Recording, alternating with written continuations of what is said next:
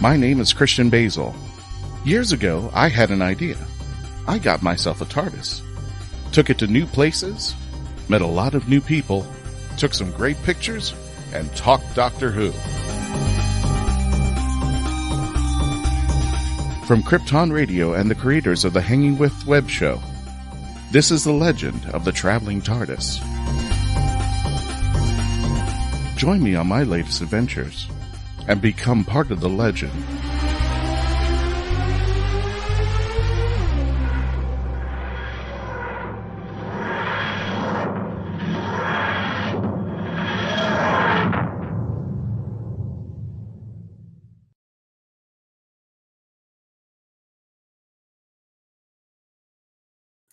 Hello, fellow Whovians. Welcome again to another edition of the Legend of the Traveling TARDIS. We're back. My name is Christian Basil, and our team, I do apologize if we didn't have an episode last week. Our team, we're still recovering over from Hurricane Ian. I was telling people, I was just like, if a hurricane's going to come, I wanted to have a big, bad name. I don't want to be, I don't want to be Ian or something, or Ivan. That sounds like somebody who does your taxes. So we've had some time for people to recover out here, and everybody is kind of, after some minor damage, everybody seems to be doing quite well. We're going to be keeping tabs on our good friend Melina Vader, who is in Puerto Rico right now, and according to her Twitter account, is still powers coming in and out there. So anybody who was following up on Melina out there, our correspondent and our panelist in Puerto Rico, she's okay. She's been sending out tweets. We've been monitoring her situation, but power is just going completely in and out there. Today we have a special episode from our friends at San Diego WHOCon. We brought them on today, and we've got two special guests, and one of them is going to be a special guest host. As you can see on our screen, a special guest host, Sandro Monetti. And what does that mean? We'll explain in just a moment. And we have John Lias from San Diego WHOCon. But without further ado, folks, welcome to the Legend of the Traveling TARDIS. My name is Christian Basil. I want to thank you for joining us out here. For those of you who were affected by the storms, both Fiona and Ian, we hope you're doing okay. We hope you're staying safe out there. And thank you for joining us out there. And again, we're going to be keeping up with our friends who have been affected by the storms, who are our panelists out here, including Mark Muncy, Melanie Dean, who just happens to be on the show today. So I'm glad she's doing okay. But for the most part, everybody on the team in the Florida region are doing fine, recovering as best we can. But I want to thank you all for joining us today. I know. Sorry, Dave. You can't hear anything? Oh, okay. Just getting mentioned. Do me a favor, everybody in the comments. If you can do me one small favor, we just want to do an audio check. Make sure that my microphone's working. Just say working, or I can hear you fine, or whatnot. Just want to make sure my microphone, because it was off earlier, and the microphones are just been a bit wonky. My computer's been a bit wonky this morning. Or this afternoon, my goodness. It seems to be just Dave, so maybe okay. It's him, and the fact that he's over in Germany, who knows? In Germany. Well, Dave, you may have to turn it off and turn it back on again. Gotcha. Well, without further ado, let's go ahead and bring in our panel. I think it's just my earbud was being wonky. I got it fixed now. Okay, that's cool. Speaking of which, you can hear the voices. Let's go ahead and start off with the lovely Melanie Dean. Hello, Melanie. I know you took some minor damage during Ian. Is everything okay with you and the family? Everybody's good. Roof decided to come off, but that's cool. If you follow my Instagram here, you can see all the fun photos, but nothing too bad. It was over the carport kind of area, the roof. Lost some fences, lost some posts, that kind of fun wind and rain and whatnot. But we'll be fine. We went up there during it wasn't during the hurricane. It wasn't during the worst of it, but went up there kind of like got the roofing nails and kind of hammered the bitumen back down, and the claims agent is on our way. So could it be worse? We could have lost the completely roof and could not have any place to live. So nope. My good friend Sai, if she put a picture out there, I don't know if you know who she's usually with her family over at coming at the conventions. She took a picture of her shed. It looks like a beer can was crushed by hand. Yeah, exactly. It was just it was just like, and it was just like, oh my goodness. And wind and rain are amazing. Wind and rain are incredibly amazing. They're incredibly amazingly and terrifying. Yes. Speaking of the incredibly amazing, you heard his voice. Here is the lovely Dave Chapman, all the way in Germany. Dude, I got to get these gigs where I go over all over the place. How you doing, sir? Welcome. Not bad, not bad. I'm. It's already after midnight here, so. Oh my I'm God. the late. Instead of being the early one, I'm the late one this time. Oh, I'm sorry. There. What are you doing in Germany, by the way? So I was over at the Essen game convention, which is massive. And I've decided I'm going to stick around for a couple of weeks, travel around. So all of my rat hole history kind of in one way or the other connects back to Hamlin. I actually spent some time here many years ago. And so I'm really excited to just spend a day here, hit Berlin, hit Munich, hit Immenstadt, and then up to London. And I fly home from Europe on Halloween. Ooh. And welcome, Doug Middleton. Thank you. Yeah, everybody. Good evening, everyone. And Daleks of Arrakos. Hello, better known as Dalek Hal and Dalek Ren. Melanie Dictor. Well, we'll call it Ian. Ian. And look for the sharks. Wait, that it was a tornado. Never mind. No, it's okay. Yeah, the Sharknado. Everybody, Mark Robinson, thank you for joining us, and everybody go into the chats because Melanie's got the control of the chat. Speaking of control of the chats, there's the loudest segue in the world. Sorry, Mackenzie. Welcome to the Fact of the Show. I could think of a worse way to be introduced. The lovely author of The Right of Wands and the Binge Watcher's Guide to Doctor Who. How you doing there? I'm good. I'm getting ready to do at least I think the last of my con season, which will be this weekend and next weekend. Well, thank you, Andrew Morris. I appreciate it. Yeah, we are safe. We're still tracking down Melina over in Puerto Rico, and we hope she's doing fine. We're just watching out for her Twitters. So that's how we know what's going on. So where was your convention season wrapping up in, Mackenzie? Well, this weekend I am going to Motor City in Michigan, and that's where we're going to have a Dr. 11 reunion. And then next weekend I will be for the following weekend, so October 22nd, the day before Power of the Doctor, I will be in Indiana at WHO North America for the Doctoberfest. Woo! Awesome. Good. Speaking of good, let's introduce our special guests today. First of all, we're going to talk to John Leas of San Diego WHOCon. How you doing there, John? Now, we're going to explain to people why we here in Florida have anything going on with a convention, a Doctor Who convention in San Diego. So first of all, introduce yourself there, John, to our audience. What do you do, and what do you do for San Diego Who? Oh, hi, Christian. Thank you again for allowing me to come on the show. My name is John Leas. I am the programming director for SD WHOCon, San Diego's only Doctor Who themed convention. And basically, I've been running the programming now for over 5 years. And I got in contact with Christian last year. We did an interview. And this year, I wanted to get him and the crew involved more. So we're going to be doing a live interview and perhaps a second panel at the convention. Awesome. Yes. And the plan is, John, that we are going to be remoting in, God forbid the Wi-Fi work. We're going to be remoting in and performing panels over at San Diego WHOCon, all the way here from Florida. And you get to interact with us. That's the cool part about it. Yeah. And speaking of the cool part, let's introduce our special guest host today. And I'll explain why I said special guest host. This is Sandro Monetti. Sandro, I guess for the better term of things, is you are the interviewer of the stars. If I could put that in the correct sort of thing. But you can explain it better for folks. Well, I've kissed Madonna, I've punched Tom Cruise, and I've peed on Samuel L. Jackson. So that's okay. Well, that's he hit the trifecta, y'all. These are all occupational hazards when you do what I do. But my biggest passion of all is Doctor Who, and I've not managed to assault, pee on, or kiss any doctors so far. But I've met all the living doctors, and now it's such a pleasure to meet all of you guys.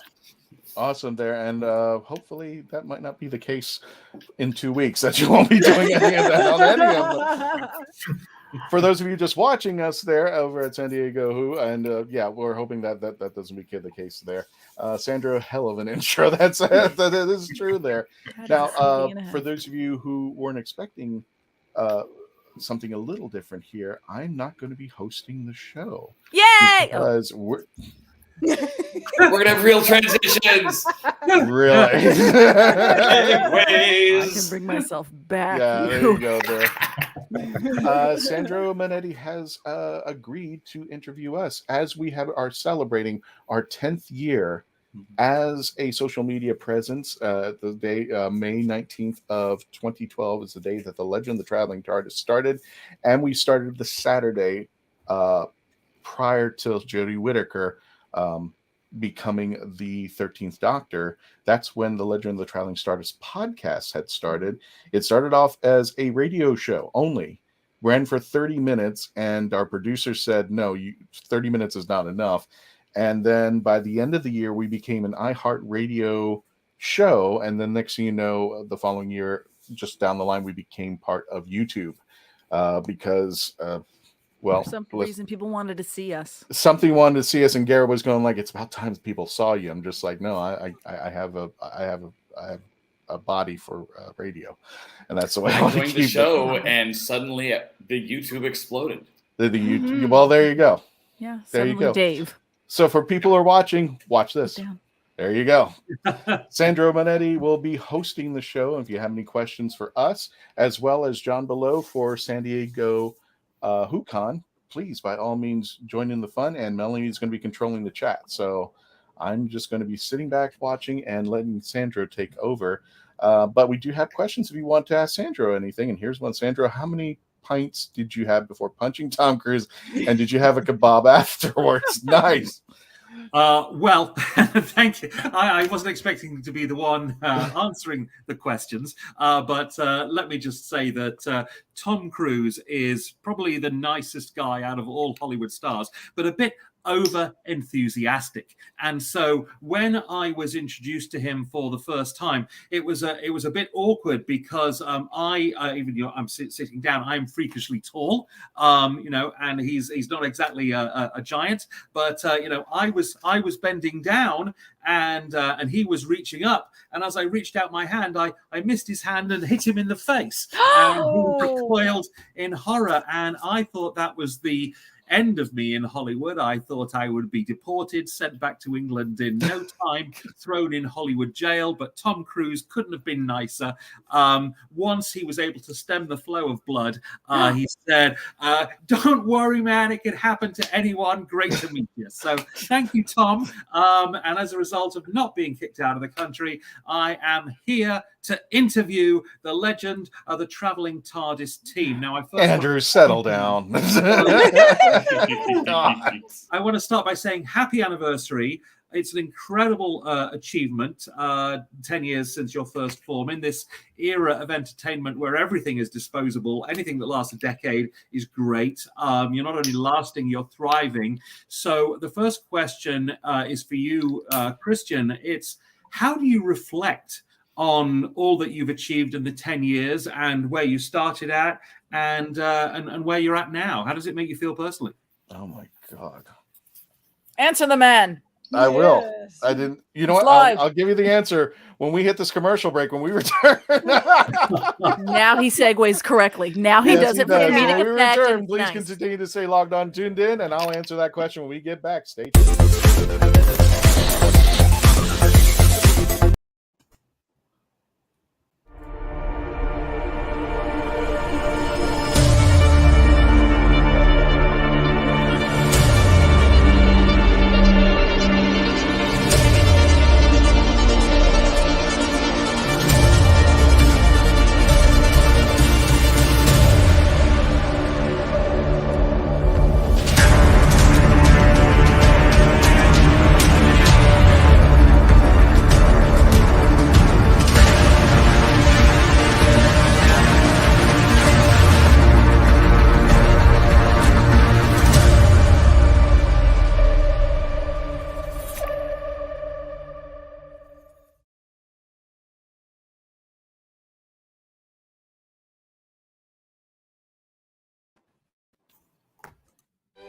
Hi, my name is Jamie Engel, critically acclaimed author of The Toilet Papers, Places to Go While You Go, a short story collection suited to match your bathroom needs.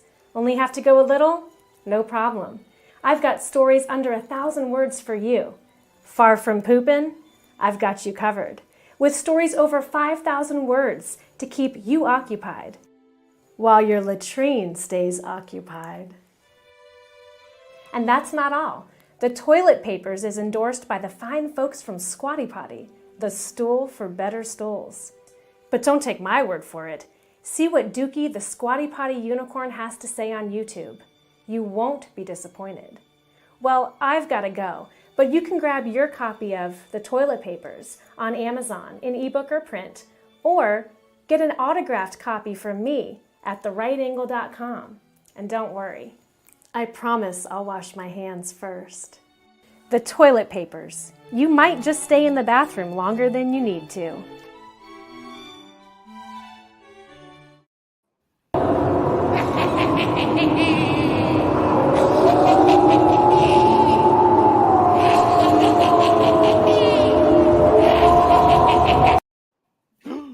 "31 Days of Halloween" over on our Facebook page, facebook.com, the Traveling TARDIS, not the Legend of the Traveling TARDIS, but the Traveling TARDIS. We are celebrating all 31 days with videos, highlights, reels, pictures, everything of the Traveling TARDIS in its most famous pictures out there for the Halloween coming up. And we've got Phantasmagoria coming up next week, next Tuesday, and they got a special performance coming up, so don't forget to check that out over here. But let me return you to our regularly scheduled program. Sandra had a question for me, and I had still no answer to that question out there. I only had 2 minutes to think about it. Yeah, I did. Well, I'm also running the commercial, so I was just like, okay, He was too busy being shocked that he got a segue proper. Yeah. $20 because he forgot the question. Exactly, too. How do you reflect on your achievement over 10 years, Christian? No blushing. It's really hard to just comprehend, especially, when day one, when the Traveling TARDIS started, it was just like a little bit of a hobby, somewhat of a running gag. It was just, the idea behind it was to take pictures of the TARDIS where the Doctor hadn't gone. So I would actually take this little thing right here. There it is. The actual Traveling TARDIS. This thing has caused me 10 years of heartache, fun, love, trouble, and everything else in the world. And I started taking pictures of places like it at Home Depot, Office Max, you name it, just some fun places. And then people started listening to what I had to say, and I was invited to conventions and coming up over here. I can't fathom it, Sandra. I really can't. Now, Melanie, 63,000 people follow us on Facebook. I still don't know why. And we're, yeah, that's true. And now we're up to 2,300 on our YouTube channel, which we just started last January. And I really can't believe Christian went bright red shocked to be asked that question. Shush, Mark. But I do have a follow-up. I'm going to come to everyone else for a question in a moment. Sure. But have you ever lost the Traveling TARDIS? I mean, it goes with you. I mean, there must have been some occasion where you've put it down somewhere and you've panicked and you think, "Oh no, my empire is over." Ever lose it? Yep. Too many flipping. The worst case was I went to MegaCon. I was doing my business. I had put it on the back of the toilet because there was no place to put it. And I opened the door, left, closed the door. The person went in behind me, and I left the TARDIS on the toilet. I'm like, oh my God. So I had to sit there and wait for that person to do their business and leave. I didn't go Samuel L. Jackson on them, but I had to wait for them to get out. And then I picked it up, washed it thoroughly. And, but yeah, it's kind of, people have been asking me, it's just, I've had a couple of friends come up with the idea of making a 3D copy of it. So I could take its stunt doubles to conventions just in case something should happen. But I've had quite a few people say, no, we want a picture with the actual item. They want it with that thing. They feel, a lot of them tell me they feel that because there's a connection for a lot of people that come in contact. The original, you might say, to quote the first. The original, you might say, yes. Nothing like the original. Did you lose the TARDIS at any point? No, but the airlines almost did. What? No. You told Chris. I don't think I told Christian. No, he hasn't. You checked it? I didn't have a choice. You checked it? Christian swore me up and down when I went to London. I was not allowed to check it. When I went to San Diego, I was not allowed to check it. It had to be a carry-on. I had checked my CPAP machine. This is how loaded up I was on this one leg of the trip. And my luggage went missing for a week, including my CPAP machine. And I was more worried about the TARDIS, yes.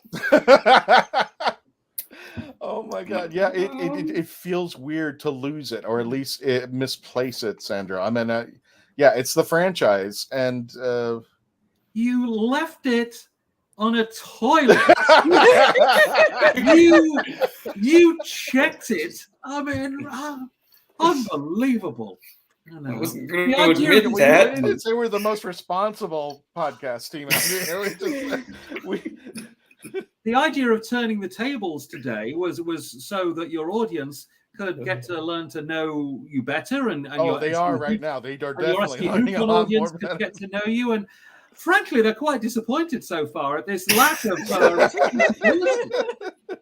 Oh, goodness me. Now, I'm going to go to Mackenzie for the next question, and then we're going to follow up with all the rest of you as well on this.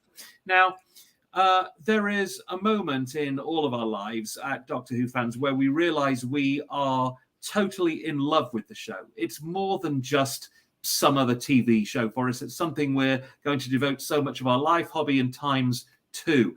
I think a lot of Doctor Who fans I've spoken to, each of them has a different defining moment. Sometimes it was a particular episode, sometimes it was meeting a particular doctor or companion. But for each of you, what was the moment when you well and truly fell in love with Doctor Who? Mackenzie, you first.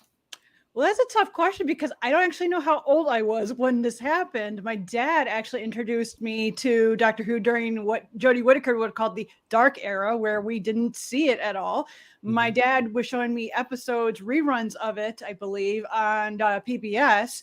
And I was seeing it, at that time, it was Peter Davison that was the Doctor. So that for me, I guess I've been a fan all my life, but to say when I came back into it and had that connection again, I would have to say more than likely it was when Christopher Eccleston was playing the Doctor, because at that time in my personal life, I was dealing with a lot of emotional trauma and having to process it and having a really difficult time, and having the Doctor having that loss of his family, his world, really, really pulled me back into the fandom per se, and got hooked all over again. And then it emphasized even more when I started writing and met Matt Smith, which I'm excited for this weekend, even though I probably really won't get to see him unless he walks to Artist Alley, which probably isn't going to happen because he's only going to be there for one day. But I got to meet him, and The Right of Wands was born because of him. And that's led to the Binge Watcher Guide to Doctor Who. So it's like, I got this like kind of circle going on in my life with Doctor Who. Okay, Melanie. For me, I can pinpoint it. It was watching the 50th special, because I used to watch Doctor Who when I was young, watched it with my dad with the Fourth Doctor. Then tried to get back into it, couldn't get back into it. Tried, here and there. And the 50th was on, and I kind of watched it. And at the very end, I heard a voice that said, well, I really think you might. And I knew that voice. And I remember gasping, and there was the curator. There was my doctor. And that moment, and that was like that was the cherry on top, because I really enjoyed the Day of the Doctor. I really enjoyed the 50th special, and it was like just enticing me to get back into it, where I didn't feel like I had missed out on a lot because I hadn't seen all the episodes. But that moment, I was like, this is getting me wanting to watch. But then when the curator came on and I heard Tom Baker's voice again, that was the moment that I knew, nope, we're back up. We're all in. We're all in, baby. Thank you. Now let's bring in John from SD WHOCON, which runs from October 21 through October 23. The SD stands for San Diego. John, you devoted so much of your life to this show. What was the moment you fell in love with it? Well, before John gets, I just want to post this comment. Thanks, Nico Bat. It literally has gone where the doctor had. All right, John, your turn. Sorry. Oh, it's going to be hard to follow that up. So, for me, Sandra, I would say David Tennant's Doctor was when I fell in love with Doctor Who. I had never really been a fan up until that point. I'd watched Christopher Eccleston's run, and then I didn't realize that he was going to be leaving the show. But when David Tennant came on board, he became my Doctor. And I really enjoyed the episodes with Rose and then with the subsequent companions. I still think he and Donna are probably the best tag team, period. But over time, my love for the show has grown with the different Doctors. And just like Melanie, the 50th anniversary special for me is my favorite episode as well. And it's perhaps going to be eclipsed by the 60th anniversary specials because, Dr. Ten and Donna will be reunited in that, of course. So that's something to look forward to. Let's go to you now, Dave, you old romantic. When was the moment you fell in love with Doctor Who? When Christian invited me onto the show. What's that? The means to an end, basically. As he says, sucking up after this little There's no more air in Germany. Oh my! It's hard for me to pinpoint that as well. As a kid, I remember, the Fourth Doctor, but very strangely in that it's completely convoluted and mixed up with the Tomorrow People in my head. Mm-hmm. Because they were basically back to back on PBS around where I was, at least, and I actually enjoyed Tomorrow People more. But later on, I got back into. So you're on, Dave. Try and have a bit more enthusiasm. Oh, I do love it. It's been a long day. Go on a Tomorrow People podcast. He is a tomorrow person right now, literally. And now it's fabulous. I came back into it with Matt Smith, and honestly, the whole Impossible Girl story arc was wonderful, and I wish it had ended at that. But it was great, and it sucked me in and kept me. And so I guess that would be somewhere in the, and I don't remember the exact point in Matt Smith where that happened. I don't think it was like episode 1 of his run, but it was fairly early on. And yeah, I just kind of stuck around, and here I am. Christian, the moment you first fell in love? When we turn to commercial break, when we back, we'll continue to answer the question. More time. Please, think of these answers. I do, but when we come back. But he won't.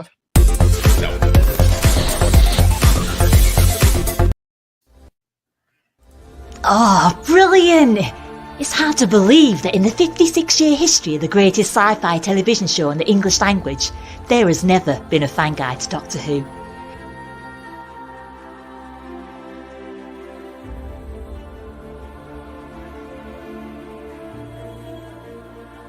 The official books might give you what they think you need to know, but only a guide written by a true fan will give you what you really want to know. Join Whovian, the brilliant Mackenzie Flaw, as she takes you on an intensive journey inside the world of the first female Doctor.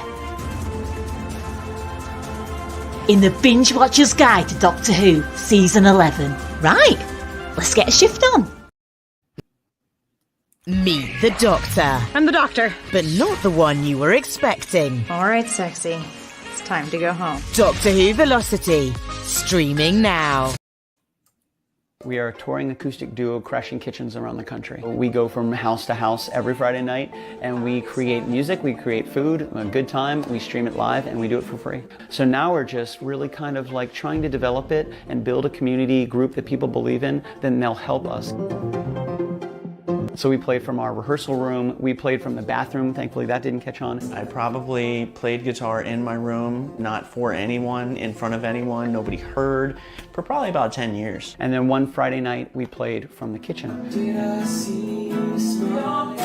It's the main place people want to be. It's where the food is, it's where the drink is, it's where the best lighting is. You can go to any party and I guarantee you, the kitchen is going to be popping. Our ultimate goal, I think, would be to crash kitchens every Friday all around the world.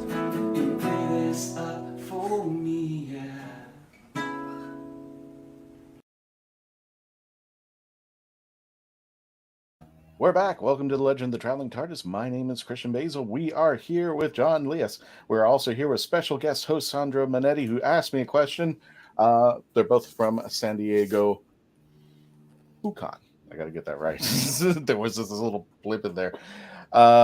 So Sandro asked me a question about when I fell in love with Doctor Who. I think when it comes to just something of the childhood, I did have my heroes. I did have something to look up to, but I didn't really have that connection, Sandra. It didn't happen until I saw this guy with a floppy hat, scarf, big teeth, and he came out of a police box. I tell people I'm a kid of PBS. I'm a creature of PBS, and it was my biggest babysitter. So I got to watch 3-2-1 Contact, Sesame Street, Mr. Rogers, Electric Company as I was growing up. But my parents left the TV on, and then the show came on called Doctor Who. Now, full disclosure, people, I usually tell people my first episode was Robot. I can't even remember, Sandra, what my first episode was, because it was a lot easier just to tell people, yeah, that was the first episode. So, and I just got hooked on to Doctor Who. It wasn't a big thing at the time for my other friends. And what's so great about Facebook is that I got to know people from my elementary school all the way up to high school who were Whovians who just never, we never got around to. It wasn't popular, wasn't the big thing. And in fact, you get your butt kicked, as my friend Patty Hawkins said, if you came out, you mentioned anything about Doctor Who. And I tell the story about actually is this time of year, Halloween, where I dressed up as the Doctor, got poked fun at, and I put that costume away and never came out.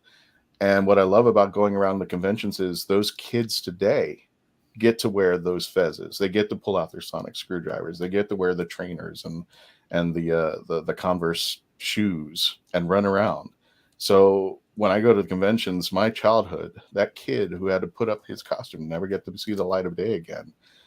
He gets to live on in those other kids that he sees and talks to about Doctor Who and geeks out with him and have a great time. That child gets to come out, put that costume back on one more time, and has a discussion with those kids that I would never had when I was growing up. So that's my love for it. He was Tom Baker was the guy who was always outwitting the people. I mean, you had Superman who used his strength, and so did Wonder Woman, and you had the Transformers and G.I. Joe. But here was this guy who I could relate to. Is I like to be a little bit more wittier, and I like to use my brain as instead of my brawn to get the to try to deal with things. So here was a character I could finally relate to, and here we are ever since, 40 years, some odd years later, with a podcast and with all my friends here. What a great answer, and a very emotional one. And thank you to all those of you who've been sending in comments. As we've been reading them there, we see that everybody's first love experience seems to be different. But whichever way we find it, we all eventually love Doctor Who. So thank you for that feedback, and keep those coming in the comments. And I wonder if this is a question you can also answer in the comments and in person as well. Now, all of us who love Doctor Who want the people around us to love Doctor Who. It's not always that easy. So my question is, what is the episode of Doctor Who that you show friends, family, partners, potential partners, when you want to show off the show to its best effect and hope that they love it as much as you do. For me, it's Vincent and the Doctor, which seems a general good sort of jumping on episode. But shut up, Mark. And always try to make them cry. You think of other things. Well, would it be Blink? Well, the Doctor's not really in it much. And from all those 59 years of history, which episode do you pick? And again, this tends to be different. So let's start with you, Melanie. When you want to show Doctor Who to someone for the first time, what's the episode you break out and watch with them?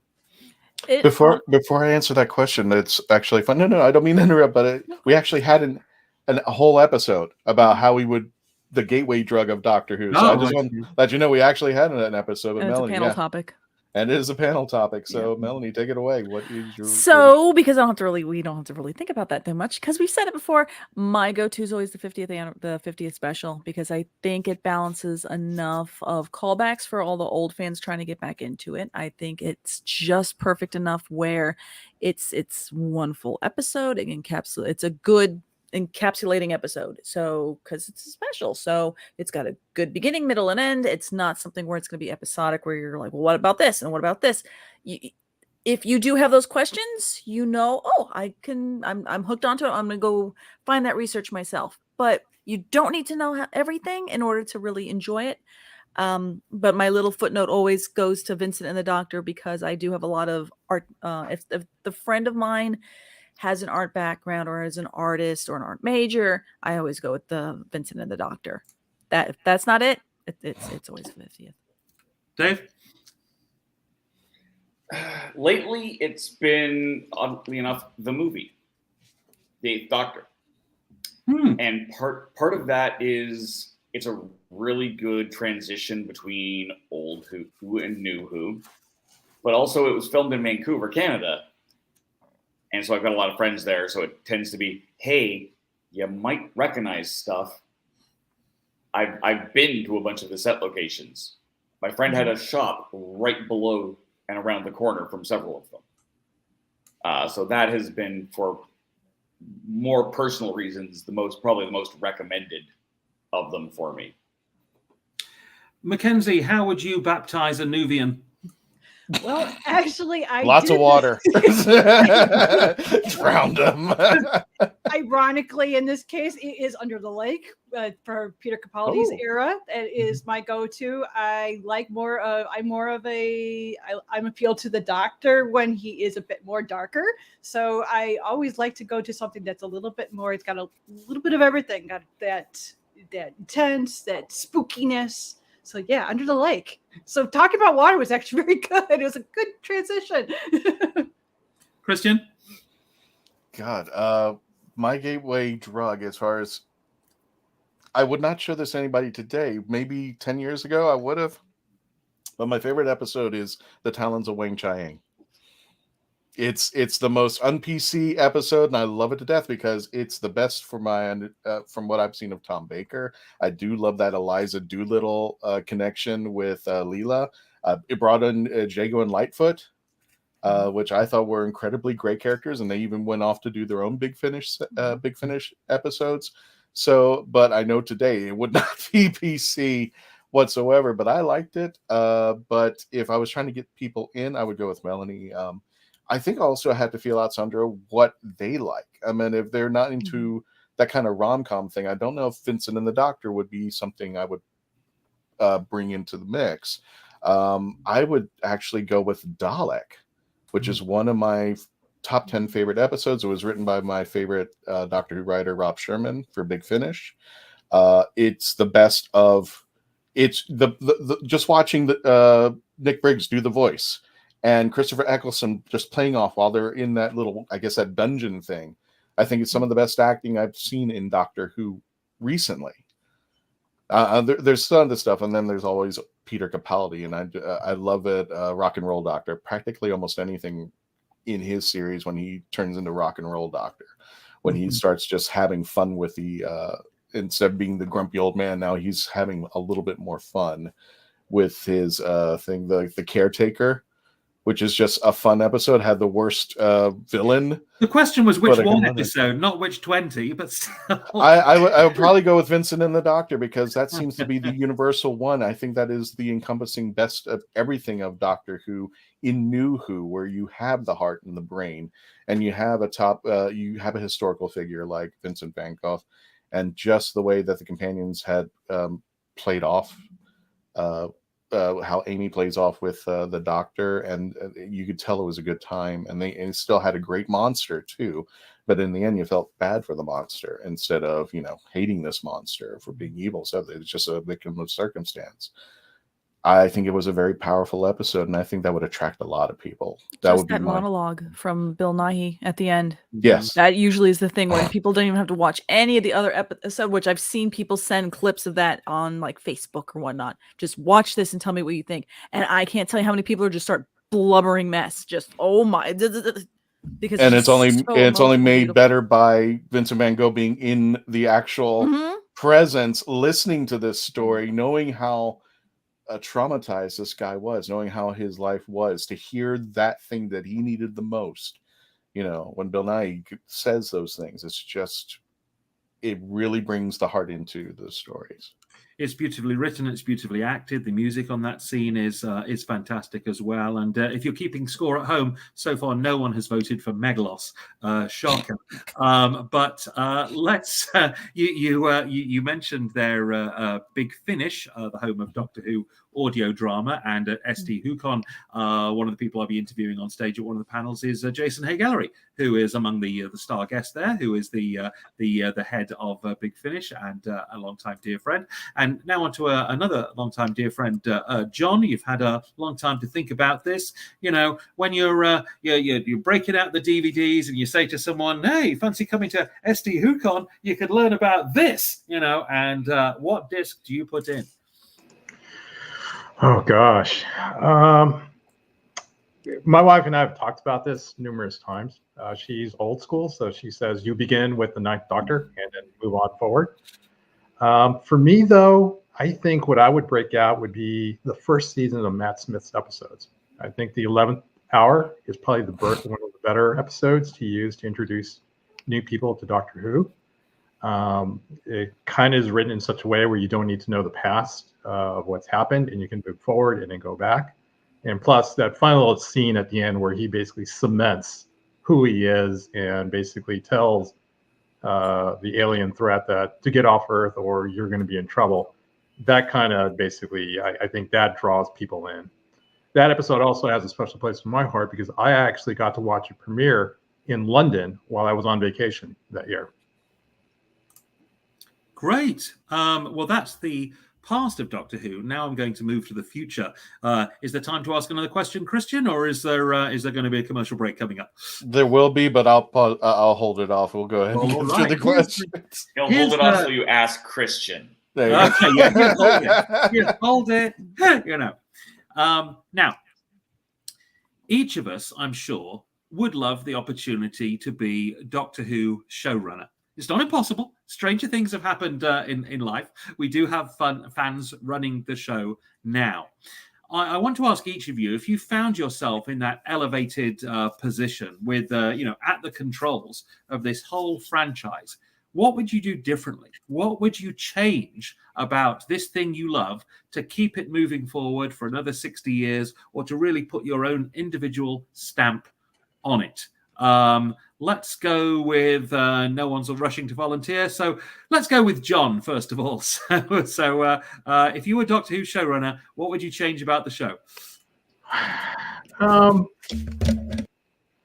I think I would go back to the formula that was used during the Tennant and Smith years, where more so in the Tennant years, try to keep the storytelling to keep it pretty much as simple as possible with elements that can thread through the season. I know that once we got into the Matt Smith years, it started to get really convoluted. I loved the episodes during Capaldi. It's probably now at this point my favorite Doctor, but he appeals to a different crowd as well.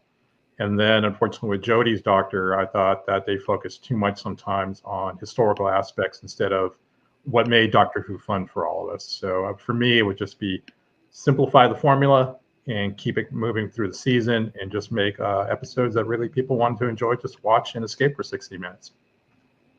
Keep it simple to keep it special, says John Mackenzie.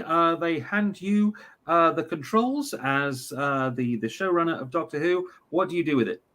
Well, the first thing I would do is make sure that there is a show Bible. My understanding is there is not one. And so for me, I find that's kind of like a abomination to screenwriting, because I'm also a screenwriter. So that is the first thing I would change. And then my writing tends to be more of an arc. So I would probably do more of a Matt Smith type of story arc, and that everything, there's mystery, there's intrigue, and then it all comes together right at the end. Okay, Dave. Hire Sophie Aldred as a writer. Oh, yeah. You loved her novel at Childhood's End? Yeah. Mm-hmm. Yep. 110%. It was the best 13th Doctor out there. Yeah. Forget it was. all of the writing. The book was amazing. Yeah. Okay, Melanie? I would say hire somebody that's like a Doctor Who consultant. Have somebody on staff that has the deep knowledge of every episode, everything that we've done, so that they become that kind of barometer, that consultant, so that as we're going through the roadmap for that particular season, if there is things that we're calling back to, that person can kind of say, that works within the world, that works within the universe. So that way it just strengthens the Doctor Who universe and doesn't make too many paradoxes or anything that's kind of not, butting heads wise. Because I see that right now, like within the Star Wars universe, what's going on with like the Filoni and Favreau, everyone's making sure that everything's staying cohesive. When you have the Marvel Cinematic Universe, you have that Kevin Feige who's kind of having his people who are making sure everything kind of stays cohesive. I don't see that in Doctor Who, and that's the first thing I would do. Have that. And the question for Christian is, do you need a commercial break to think about it, or are you going to come up with the answer this time? For instance. No, I don't need a commercial break, but I don't know if anybody's going to like my answer. Jeez. Just say it. All right. I would go back in time and replace Chris Chibnall with something else for Jodie Whittaker as a showrunner. I think I'm going to follow on Melanie's lead here. I feel that one of the mistakes that happened was that he said he wasn't going to deal with anything classic, no monsters, no writers, no directors. And my head exploded. I'm just like, why would you disavow? You have a treasure trove of 50 plus years sitting around doing nothing. What's Romana doing? What is Chancellor Flavia doing? What is Omega doing? You have all these classic villains and monsters that should have seen the light of day. And one of the things I really appreciated for both RTD and Moffat is that they integrated and brought in the Daleks with the Vashta Nerada. They brought in the Cybermen with the Weeping Angels. They brought in the Centaurans with the Ood. You can bring back what came before, make it better, bring it what it looks like today, and cycle in with new monsters, and then just have fun with it. But there's so many stories that are just left untold that I think they deserve the light of day. And when he made that decision in the first series, and then we got like Tim Shaw and the kid from Kablam, I'm just like, these were the bad guys you came up with. What was it, Krasko from Rosa? It's like there's so many things you could have done. I really would push going into the past, because it is so phenomenal what these things that we've just left behind to bring up in here that would be so great to see today. God, how many times have I screamed the Candyman would look so great if we brought him up in CGI, and what he would look like today. Just things like that we could just bring up to the present day, because I think there's a lot of stories that were just left on their own. But I mean, the Sister of Khan, they came back. Yeah, exactly. Tom puts it best. It's just there's so much good stuff. And if you got the right person, know how to use it, and you have the right actor in the role or actress, and you have the right director, and God, please, the writers, I would lock up the writers and say, you are not allowed to leave this room until you sit here for the entire day and watch Classic Who. You have to watch at least 3 episodes of every Doctor, all the way from William Hartnell to today, and then you come out and you tell me what you just saw, and I'll let you write. That's what I think I would do. I'm very critical about this series. I can't wait until Shooty comes out, because I think RTD did something to Doctor Who that is so appreciative to today. But he respected Classic Who. And I think we need to go back to that and bring it to the present day. And I think it'll be outstanding what people think that they didn't even chance. Like, they can't even see the classic monsters. Why not? Let's bring them back. Dave, you look like you wanted to follow up. I would say that Chris Chibnall shouldn't be taken away as the showrunner, but take away his ability to write it. That was the bigger problem. I feel I see where he wanted to go. I see where he was trying, what he was trying to do, and he failed miserably because he wrote it and he can't write sci-fi. You know what? I didn't enjoy the episodes he wrote, but he did have like a lot of the episodes that he didn't write, that had a different writer, absolutely loved. But he was the showrunner, so he still should get credit for bringing that person in and greenlighting the script and blah blah blah blah. So I can. You're watching Let's All Kick Chris Chibnall, presented by the Legend of the Traveling TARDIS in association with SD WHOGON, and very much started by Christian. It's funny, we're talking about what we love, but we're always frustrated by what we love as well. Christian, take us to break. I don't think it's just something that we love. It's the passion that we have for this show, because we grew up in it and we all came in. It's something at different times, and it means something different to everybody. But I think a good showrunner can be consistent and find that fine line between old classic, new Who, putting it together and seeing what the fans, and finding that fine line that can continue to run and put great stories on top of that. Some of them are good. A lot of Maxine Atherton, I think, the one who wrote Village of the Angels and the Frankenstein story one. I thought she did an excellent job, but I think you just see a lot of passion here. And it's not that I want to take Chris Chibnall out and tar and feather him, but I do want to go, what were you thinking? That's it. Speaking of which, as Sandra mentioned, we're going to commercial break. When we return, please continue to stay logged on, tuned in, and become part of the legend.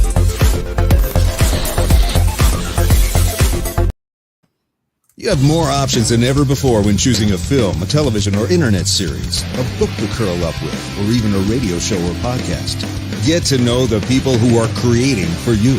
The Hangin' With Web Show, hosted by award-winning author and journalist G.W. Pomacher, is the internet's fastest-growing web talk show series. The Hangin' With Web Show features professional, yet casual, in-depth interviews with creative arts and entertainment pros. Meet the people behind a digital revolution in creating more quality content than ever before in the history of media. Find the Hangin' With Web Show on YouTube, Facebook, or Twitter, or simply go to www.hanginwithshow.com. That's www.hanginwithshow.com.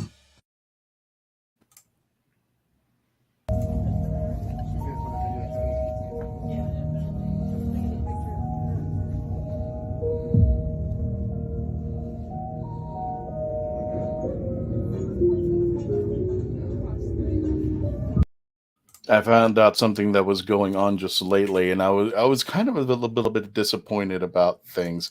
But our numbers have not gone up recently on our Facebook page, and I understand why, because I was talking to a couple other heads of Facebook pages and our friend Gene Turnbow, and he said, yeah, he noticed that a couple hundred people have unsubscribed or have left.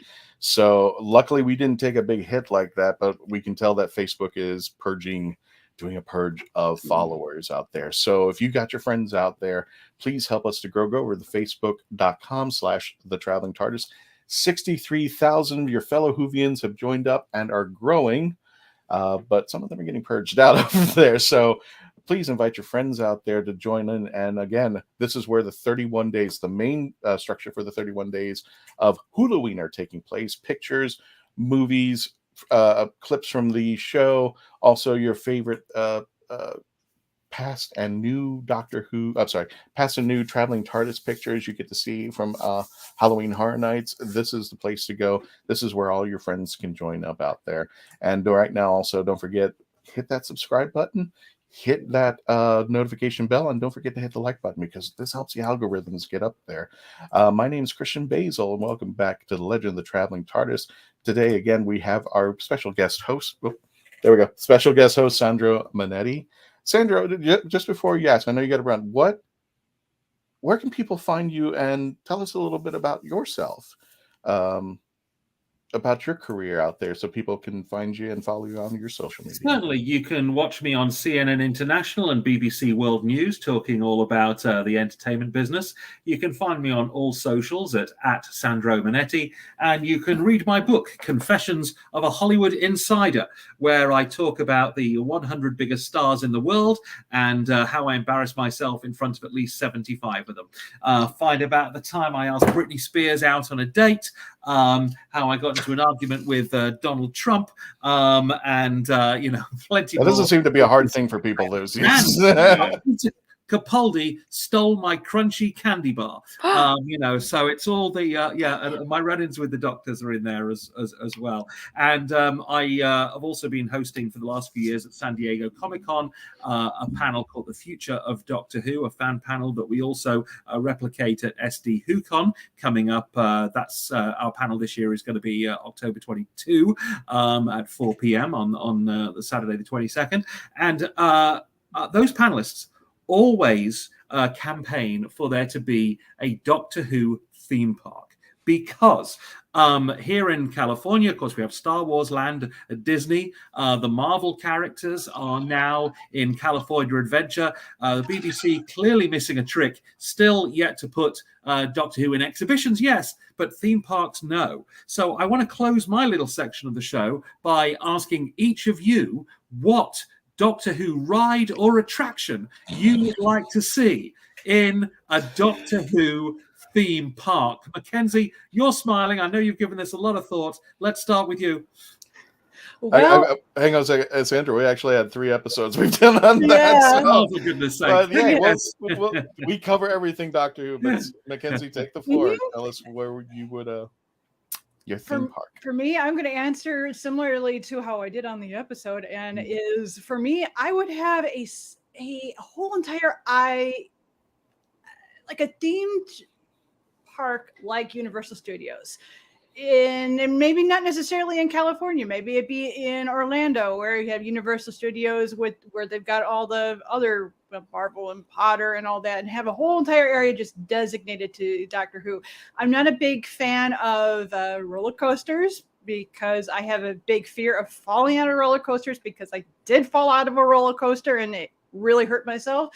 You fell out of a roller coaster. Oh my god. Yeah. Cedar Point, that's the reason why I don't go on rides. I fell off a ride and broke my jaw when I was 7. And then when I was 9, the year that the Magnum, it was the same year, the very first year it opened, got stuck at the very top. I ended up going into a changing area because it was like 100 degrees that day. So we were going to go to the beach. And I just happened to get in the wrong place, wrong time, where there was a bunch of teenage girls playing, pushing everybody around. I got in the middle, fell, and had a grand mal seizure. So I try to stay away from anything that has big roller coasters. I'm sorry to ask us a difficult question. I know, right? Much trauma. Oh, God. So I like to do, I'm more of the virtual person. I like going to Universal Studio, being on the ride that doesn't do all these flippity floppity things, and you have it all virtual. All right, okay. So a sort of time fracture thing, but the ride. That would yes. That would work for you. No, side note, I grew up in Blackpool in England. The only reason you might have heard of that place is it was the home of the BBC's Doctor Who exhibition. And they had an amazing entrance where you'd go through a TARDIS door and see this huge exhibition, of course. So it was really bigger on the inside than it was on the outside. Also, Blackpool is home to Britain's biggest theme park, the Pleasure Beach, where I broke the roller coaster riding world record accidentally because I went to interview this American group called the Coasters, who were riding the big one, the roller coaster there at Blackpool, about their marathon ride. I joined them for the first ride. I didn't realize it didn't stop. So 14 hours later, I was still on that roller coaster. So, Lindsay, I feel your pain, but at least I managed not to fall out. So we'll do this one quickly because you covered it before, but for the benefit of the SD WHOCon audience who haven't heard it, and of course those listeners who've clearly forgotten like me, what would you like to see in a Doctor Who theme park, Dave? Since you brought it up, just bring back Time Fracture. Yeah, Time Fracture. From that. Okay. Yep. Just Melanie? The whole show. I'm surprised you didn't go Samuel L. Jackson on that roller coaster ride. I think it'd be kind of fun if you had a theme park almost like an Epcot kind of deal where you get into TARDIS, it spins around gently a little bit, you hear whoosh, whoosh, whoosh, the door opens, and it can deposit you in a different land. So you can now you're in the park, and that's your way you get into the park. So you get in, and maybe every time you go to the park, the TARDIS will deposit you someplace else. Before I go to Christian and John for the answers, I really feel I should explain this Samuel L. Jackson incident.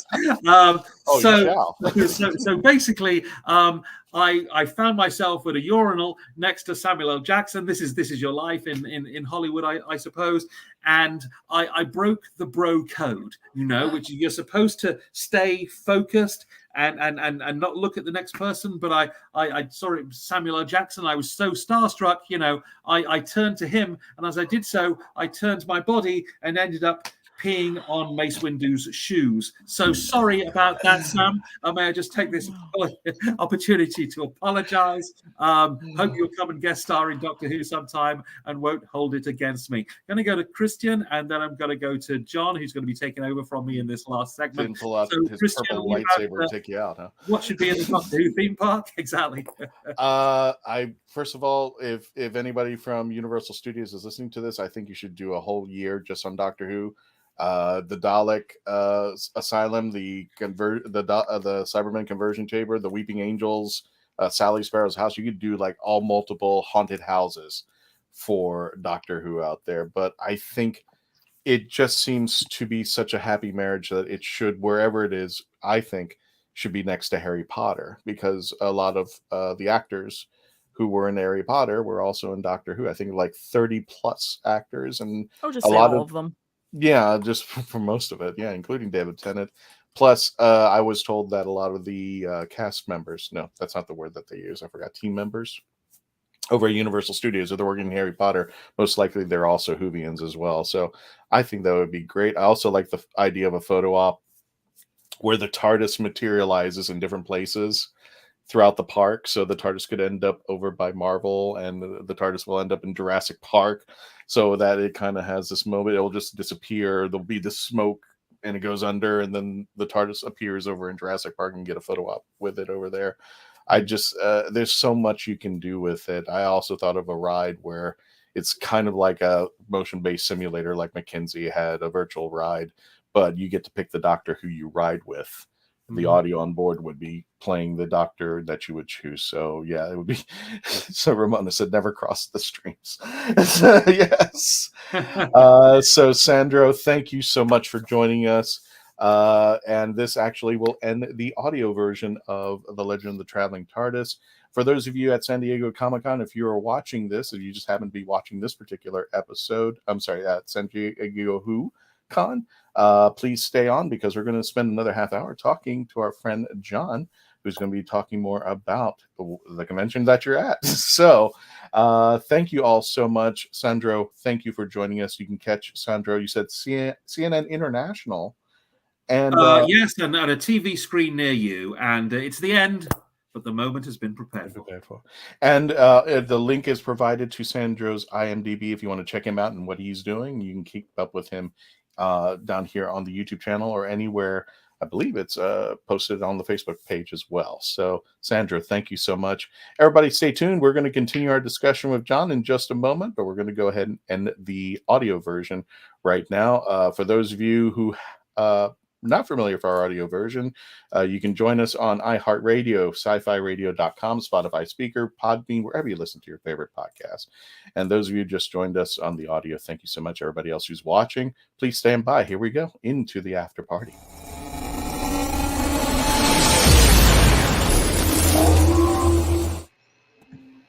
All righty. And we're in the after party. That was a nice transition there. So, John, talk to us about San Diego WHOCon and what's going to be going on this year. I do have, hang on one second. Let me find this. It's been a while since I've been using this old thing. Oh, shush. So he's looking for that. Yes. Yep. Christian, was it you that shared my my Looney Saturday article on Flux in the last day or so? I don't remember. Someone shared one of my articles in the rathole.ca, and it's hilarious because that particular article takes a lot of cheap shots at Christian. I hate you. Just because I've got a bunch of segues in it.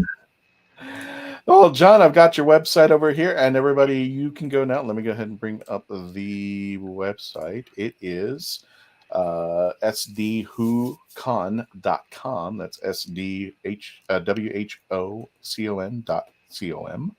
John, tell us what we're looking at. This is the actual SD WHOCon page. Yeah, so we've got our website where you can go and visit to see what the convention is going to be like, who the guests are going to be. We actually have the programming for the entire convention now up and running. I finalized it as of yesterday. Now with the announcement as to when the new Power of the Doctor episode is going to premiere. So Friday, Saturday, Sunday, October 21st through the 23rd, we'll have programming available generally from 10 to 5 p.m. And then we'll have some late night events that I'm really excited year after year to be able to bring to our patrons. Awesome. And of course, we've got your show on, which will be, I believe, on Saturday. We've got you lined up early in the morning, and then we've got another panel with your group the following day around noon Pacific Standard Time. Awesome. Now I've got the guest list up here. We talked about Jason Early from Big Finish Audio. We've had this gentleman on before. We've also have Monster Extraordinaire, John Davey. Hey, Yeah, John's great. He is awesome. Up for doing just about anything at the convention. The hardest thing I have with John is making sure that he gets to his panels or to whatever he needs to do, because he's always talking to everybody. So that's true. I usually have to, it's like, where's John? Okay, somebody go find him and drag him over here, please. And when I say he's done the monsters, he's Cyberman, Dalek, Jadoon. I mean, you can see it right there. The Heavenly Host, Whisperman, and the Sea Devils. He's done practically every monster. If you can say that Nick Briggs has done every Dalek, John has done practically every monster on the series out here. Who else is going? Sure. Yeah, John's going to do a panel for us on Friday that's titled "My Life as a Monster." So.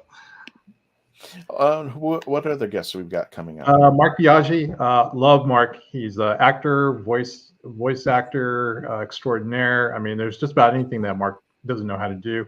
He also serves as our master of ceremonies, and he also is my master in our yearly. Now, this is going to be the third year I'm going to be doing this. I host the very last event of the convention is a Doctor Who Dungeons and Dragons mashup, where I serve as the dungeon master and lead the Doctor and typically the Master with their companions through a series of adventures where they actually fight creatures and so forth.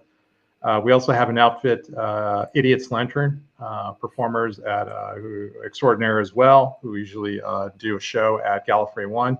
They've been coming to our show to do the late night variety show on Saturdays. Mm-hmm. They serve as the characters that are outside of those for that adventure as well. Nice thing about Mark II is that he also does a actors workshop, voice actors workshop at our convention. It's going to be like the third year he's going to be doing it, and Very it's cool. probably one of the more popular panels. Now we have this guy too. Oops, what happened there? We have this guy too, Sandro Monetti. Sandro, some guy we may or may not be aware of now. Correct. Yeah. Sandro is fantastic. I met Sandro about 4 years ago. He is friends with he had mentioned that he does a panel at Comic-Con every year with members of our committee and other groups as well. I met him through that, and we started inviting him. And basically, again, I used him to do all the interviews with all of our guests. And you can see, I mean, he does his homework, and he's really good at it. So I'm always happy to extend an invitation to him and just let him just do his thing. And he was one. When we were talking about bringing in Sandro, I was going like, "What has he done?" And he goes, "Well, he interviews and talks Everything. about." And I was like, "Well, he can interview us." It just came out that way that we did the show like this, but it's wonderful, and he has an impressive resume as far as people that he's interviewed. I think George Clooney was one of them. I'm like, it's nice to be part of that entourage now of people that he's interviewed. I'm like, we're one of them too. Yay! Yeah. Yeah, it's great because the last 2020, obviously we couldn't do a live convention, so we had to do everything virtually. So he actually took it upon himself to do a lot of the interviews that year, along with another outfit, Intellectual Entertainment. And then last year, with the success of the 2020 show and being able to bring on people virtually, I did schedule 4 virtual panels for him. And he did all the interviews, which are posted on our SD WHOCON YouTube page. Plus, he also did live interviews at the convention because the Wi-Fi worked. And so we were able to do both. Gotcha. Now, the Idiot's Lantern, I've heard about this team. Tell us a little bit about they do sketch comedy. Yes. But they do it in the Doctor's. I think I've seen one of their stuff done. Wow, what a weird. I've seen one of their shows on YouTube. Tell us a little bit about the Idiot's Lantern. Idiot's Lantern is fantastic. I first came across them at Gallifrey 1. When I first saw them, they did a late night variety show. Typically, I believe on Saturday at Gallifrey 1. So it was like around 9 or 10 in the evening when they got started. But I'd always heard great things about them. And so finally one year, a patron of ours told me, it's like, hey, you really need to get these guys to your convention. So I approached them at Gallifrey 1, asked them if they would be interested in coming down to SD WHOCON, and they said yes. So from that point forward, I began programming them to do the late night variety show on Saturdays. It's basically closing programming for Saturday night. And then last year, and I'll get back to this in a second, they each year for the past 5 years, we have done a live readers theater of a Big Finish episode. And so last year was the first year that Intellectual Entertainment could not do it because they're the ones that we had originally approached and did. Idiot's Lantern was more than happy to do it, and they did it. And so this year they're going to be doing a repeat. They're going to be doing a 4th Doctor episode on Saturday from noon to 2, and it'll be the only programming at that hour during the convention, and it'll be live in front of Jason. Wow. Now, really cool. Out of our panelists over here, and anybody can give a shout out in the chats, how many, Mackenzie, Melanie, and Dave, have you ever seen that show Community? Of course. Okay. 1 or 2 episodes. How dare you both? 6 seasons in a movie, damn it. Do you remember a character by the name of Inspector Spacetime? Of course. Kevin cosplayed him as at San Diego Comic-Con twice. I can go get the costume right now. John, tell me, am I wrong? But one of the names in that list is Travis Ritchie, who actually played one of the Inspector Spacetimes in Community. So I thought that was a cool little trivia right there. Yeah, in fact, Travis has been coming to our convention now for the last several years. About 5 years ago, I actually showed all of his Inspector Spacetime episodes at the convention. See, now I want to go and dress up as Constable Reggie. Man, nobody else understands what I'm saying except John. Thank the Lord. And Yep. actually, Travis ran with the character, but he couldn't copyright. He had copyright issues, so he actually started a YouTube series that had this long, god awful name or something like that. Yeah, it was Inspector Spacetime, but it became something else. The Adventures of something or time traveling something, whatever. So I forgot what the name was, but I just thought it was a funny little thing on there, live on Instagram now. Oh, thank you, Tom. Thank you, Tom. But I'm not on Instagram.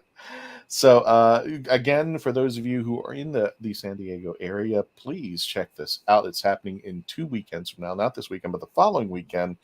www.sdwhocon.com. Purchase your tickets there, get your information. As you can see here, lots of great stuff. And not only that, but fingers crossed, we're going to be doing live virtual panels there at the convention. And if you just happen to be at the convention at the time that we're doing our panels, you can actually talk with us as we do the panels live over there.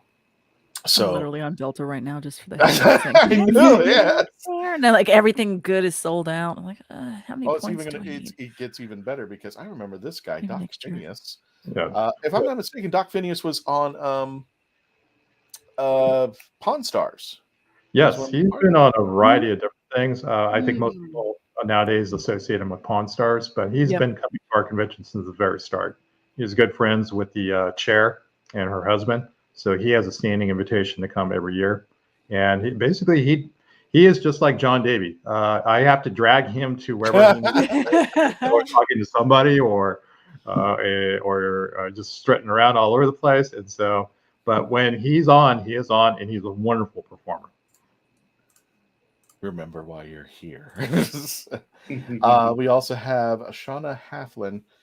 We just recently became Facebook friends. Artist Shauna Halflin returns to WhoCon to teach her popular circular Gallifreyan script classes. Tell us a little bit about that. Yeah, Shauna, I also met at Gallifrey 1. She did a Gallifreyan script writing workshop there. And I remember actually being in the class, sitting in a chair, literally trying to write Gallifreyan script on my program without screwing up. And so people really enjoyed it. So I approached her after the workshop and asked her if she would be interested in coming down to SD WhoCon, and she said yes. So she's only come once, but this will be the second time that we'll be able to offer her a workshop, and we're going to do it, instead of doing it just one day during the convention, we're going to do it over the 3 days period. Oh, wow. So check it out over there. That's some hands-on fun. That's really cool because there's so many people who want to try learning it, and it's kind of hard to do if you're just like just going on the internet. A little bit better if you can get a YouTube. Even more awesome if you do it live. Yeah, I don't want to cut this short, but I want to go ahead and get there because we also, before the show closes, we're going to be reviewing the Power of the Doctor trailer out there. So, friends with Andrew Elkins of Geek Generation. Yep. And we also have Dr. Roseanne Welch. Yep, another great presenter. I've heard of these folks. Time Travelers Unlimited. Yeah, they're a variety sketch group as well, similar to Idiot's Lantern. A lot of their members are actually members of our board. Oh, okay, cool. And then we have a gentleman by the name of Richard Lederer. Yeah, he's a local author here in San Diego, very well known, wrote for the local newspaper for many years. So he is someone who we invite every year, has definitely quick wit and certainly knows how to use words and when. And big hat there. And Kim Stedman? Yeah, Kim, and I believe we should also have Sarah and Trina shortly down below. They're both from the JPL. Ooh. And so this goes back to Gallifrey 1. They are constants at Gallifrey 1 every year. They do presentations on whatever research they're doing at JPL. Mm-hmm. I approached them after their panels many years ago, and they've been guests of ours now for at least 3 or 4 years. That's amazing. I've been trying to get NASA folks on this show. There was a ton of them at MegaCon who kept going to the booth and kept going to the Dalek builders. We'll get them out there. We'll eventually get them on, but just let me see here. So membership badges. Now, how do I get my tickets for next year? Because I can't go this year. I'm still well, trying, but I'll keep an eye out. We'll let you know when registration is up. We've gone back to one of our original hotels this year, and hopefully we'll be able to stay there long term. We really like it. So here are the prices for the badges for the weekend. Weekend badge for all of it, $75. For individual days, it varies Friday, Saturday, and Sunday. And the Friday night is the pub quiz. I'm going to be there.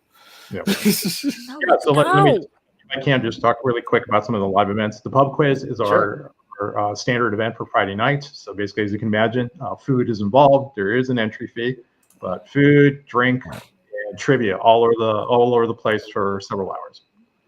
Gotcha. Then.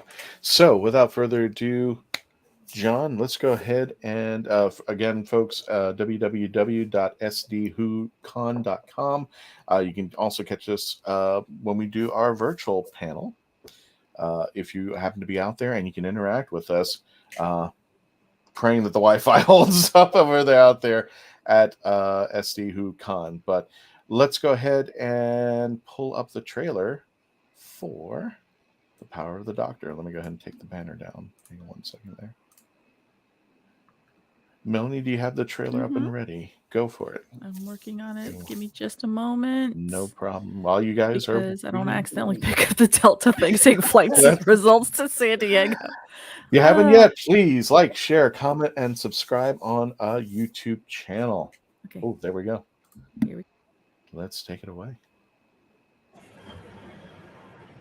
Hello, Doctor. Welcome to the end of your existence. A dozen of the world's leading seismologists have gone missing. 15 of the world's most valuable paintings have disappeared. What's a landing? 9.9! Can I let you in on a little secret? A Dalek incursion on Earth is imminent. Has it never occurred to you that it could be a trap? This is the day you are erased forever. With a conversation stopper.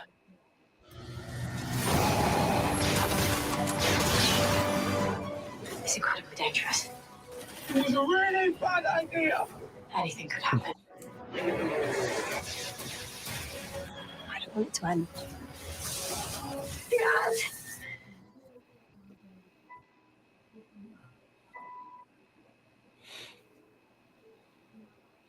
Don't forget. And we have a date now. Took for a while, but October 23rd will be her final battle for the 13th Doctor will take place, and eventually a regeneration. So during SDWHOCon. Now during it's SDWHOCon. the same weekend, people. I know. Now, technically, Get to San Diego. after the convention is over. So it's the icing on the cake. It's the cherry on top. It's where everyone just goes and celebrates Doctor Who, and then they run to their hotels and they run everywhere to start watching this. Yes, so we invite all friends to come if you want to watch the episode. Oh, I want to just say hi to somebody on Twitch, Brain Drill 1980. Thanks for stopping by. And we do have a Twitch channel, so please check it out. It's the Traveling TARDIS all over there. And Melanie Dutcher says, "Happy birthday to me!" I'm assuming it's October 23rd birthday. I believe so. Yeah. So that's a nice birthday to have for the premiere of a Doctor Who episode. So that's cool. So happy birthday, Melanie. We'll give you a shout out on that day as well. So, what'd you guys think of the trailer? I think we need to do an episode breaking down that trailer. Is what I think. We will. Because we definitely so much. There's a lot. There's a lot.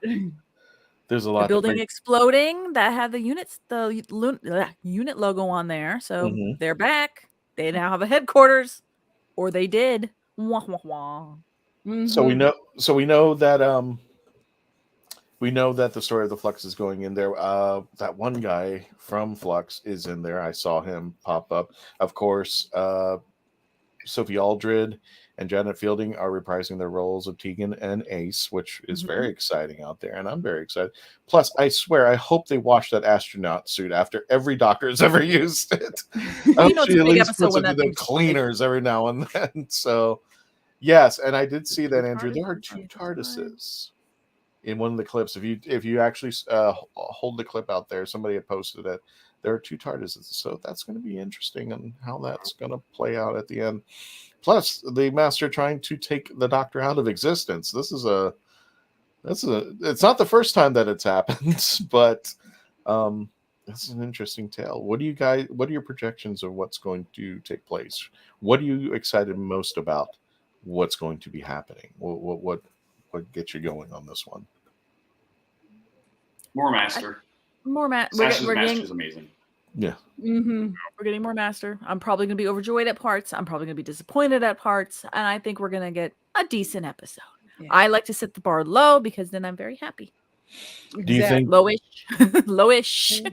And I already had mixed emotions from watching that trailer because Jodie's Doctor means quite a bit, even though I haven't always been happy with the writing, but I don't want to see her go. Do you think we're going to see Shooty at all?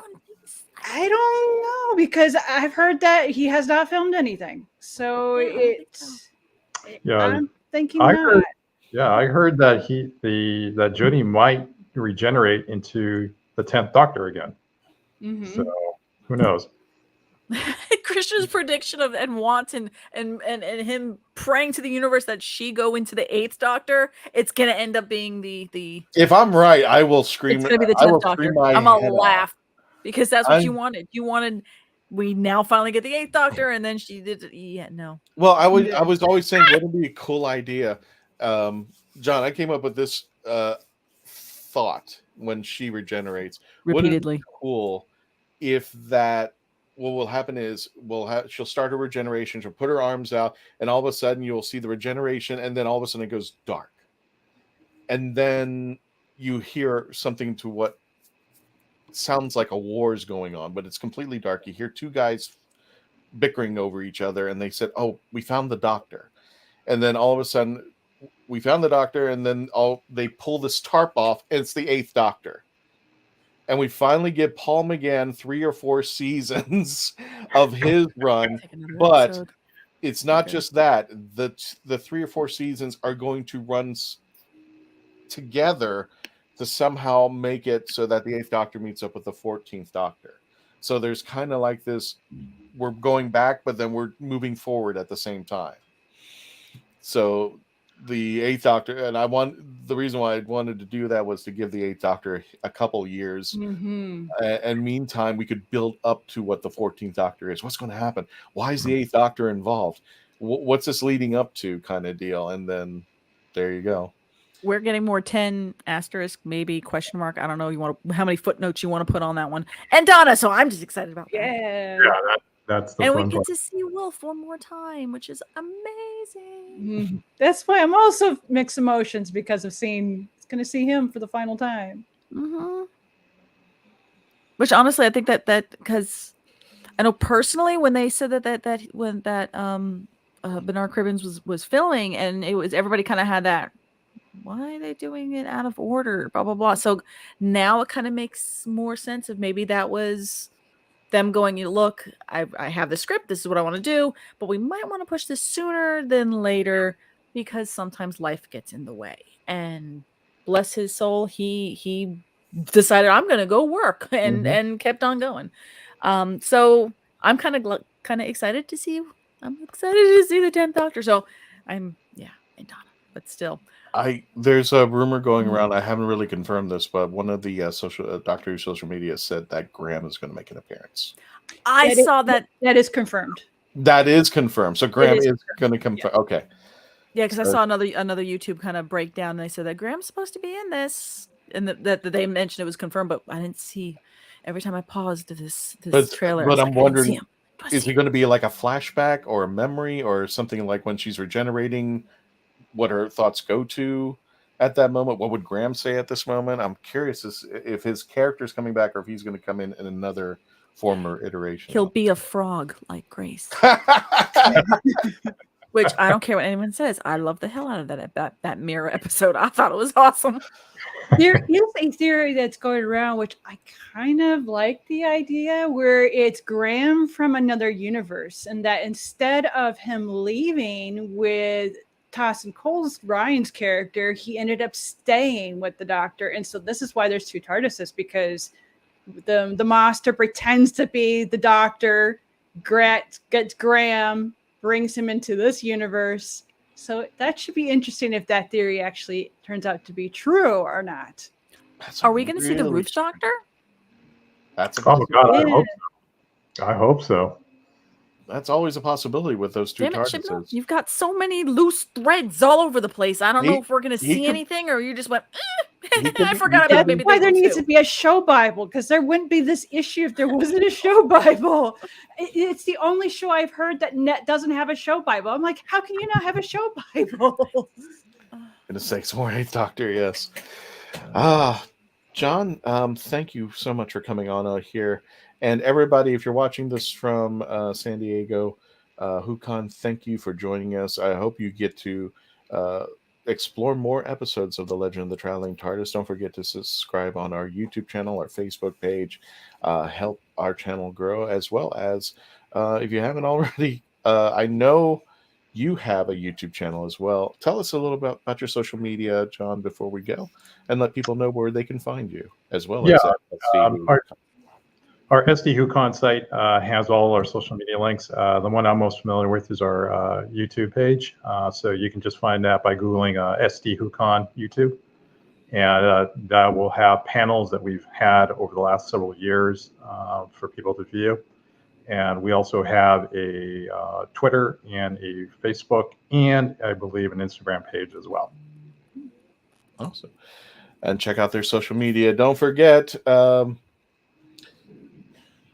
next week, Phantasmagoria. And they have yet to tell me what they're doing. Don't care. It's going to be amazing. Everything. It will be amazing. So Without next fail. week, our Halloween special again for 2022 with Phantasmagoria. It's a live show. Don't forget to check it out. You want to be here live. Just a reminder, we will not be taking chats during the performance. We'll be taking them afterwards. So just want to keep in mind, we're not ignoring it. We just want to make sure their performance goes, and then you'll be more than welcome to ask any questions. Geek out with Phantasmagoria about Doctor Who. So everybody, thank you for joining us again. We also want you to join. It's in 2 weeks. Again, just a reminder, San Diego WHOCon. You can also see Sandro Monetti. We want to thank him for being our special guest host tonight, as well as, if you're watching it at San Diego WHOCon, thank you for joining us. And we're hoping you're having a good time over there. What do we got here? Oh, there's a Sunpaper said Mel was coming back. I did hear that rumor too, that Mel was going to be making an appearance. So fingers crossed. I'm hoping there are a lot of people are going to be making an appearance. But anyway, we're going to see you next week, folks. Take care of yourselves. Thank you so much. Please continue to stay logged on, tuned in, and be part of the legend. Don't forget to say your goodbyes. You might appear at the end here. Just wanted to say you guys were a real life line during COVID, especially. Thank you, Andrew. I appreciate that. And we will continue even past the pandemic for years to come. All righty. Melanie, let's put it to rest. Here we go. Push the button. I'm pushing the button. It's all the way down here. Happy Thanksgiving.